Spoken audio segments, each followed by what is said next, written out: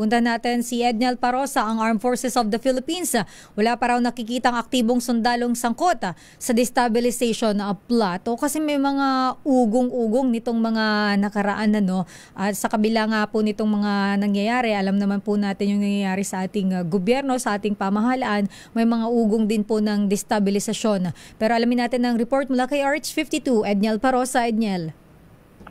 Sister L, wala pang nakikita ang sandatahang lakas na aktibong sundalong sangkot sa umano'y tangkang destabilisasyon.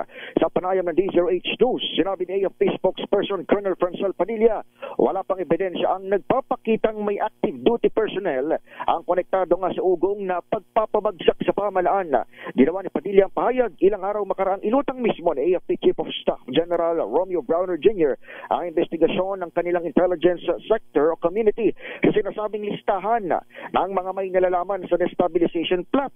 Pero ayon kay Padilla, patuloy pa namang isinasagawa itong sinasabing pag-isiyasat ng AFP. Katuwang dyan ay pang ahensya ng gobyerno. Pakinggan natin si Colonel Padilla. Ngayon naman, walang validated information na nagpapakita ng pagkakasangkot ng sino mang aktibong miyembro sa anumang yung tinutukoy natin na mga unconstitutional acts na yan.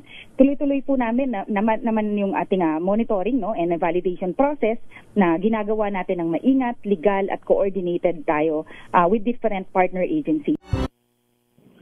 Mula Nobyembre 15, nakataas ang red alert status ng AFP sa kasagsagan ng kaliwat-kanang rally ng Iglesia ni Cristo at United People's Initiative na pinamumunuan naman ng mga retiradong uniformado. Gayunman, nilinaw ni Padilla na walang kinalaman sa pagdedeklara ng pinakamataas na alertong ito ng militar ang internal investigation sa Camp Aguinaldo. Kahapon, kasabay din ng rally ng UPI sa labas ng General Headquarters, idinaan sa panalangin ng AFP ang pagtaguyod dito sa saligang batas at ang pag-iit na sila ay non-partisan. Nagalay ng dasal si Bishop Noel Pantoja ng Philippine Council for Evangelical Churches para sa mga aktibong personnel ng AFP. Mula rito sa Camp Aguinaldo, ako si Edniel Parosa ng DZRH, una sa Pilipinas, una sa Pilipino. Daming